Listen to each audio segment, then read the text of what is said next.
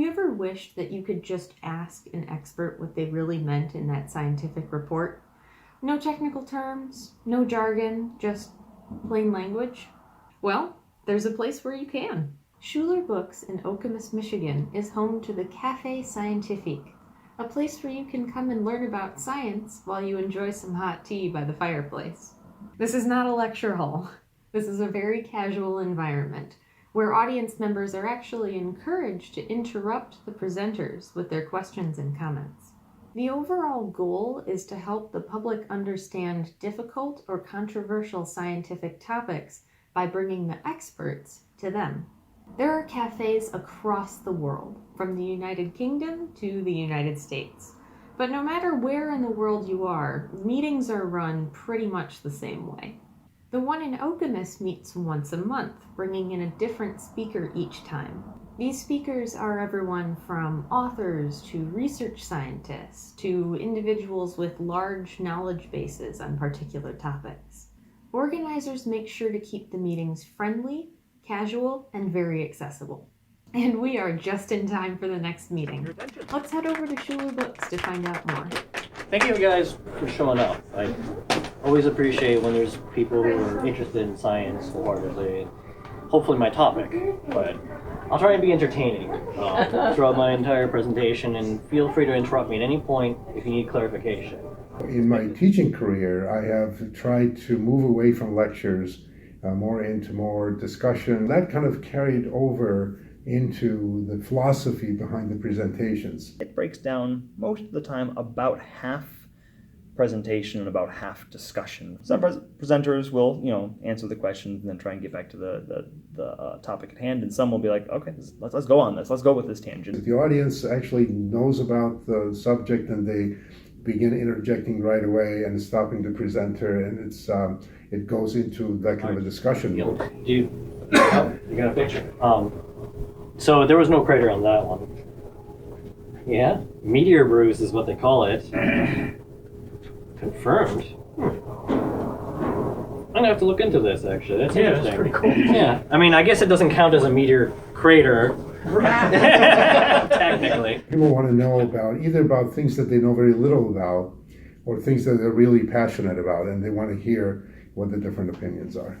Some people come to ask questions, some people come to raise issues, some people just come for a good discussion.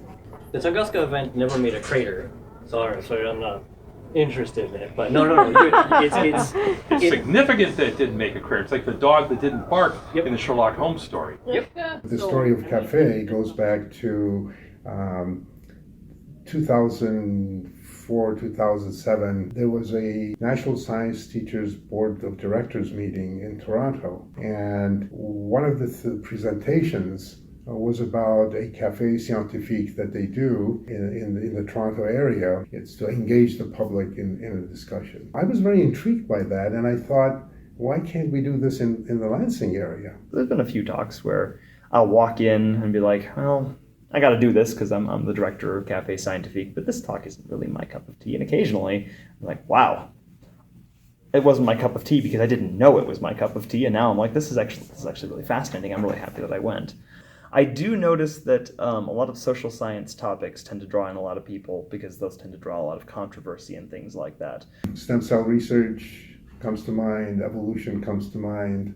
We have had presentations on evolution. We had anti-evolution, or non-believers, if you will, come in and raise questions. And actually those are very interesting because everybody has so far been very respectful. A couple weeks ago when the Radium Girls author came in, we drew a pretty good crowd because you have an author speaking about a topic that is of public interest, has some history behind it, has some history of workers' rights behind it. I think that captures a lot broader of an audience's imagination.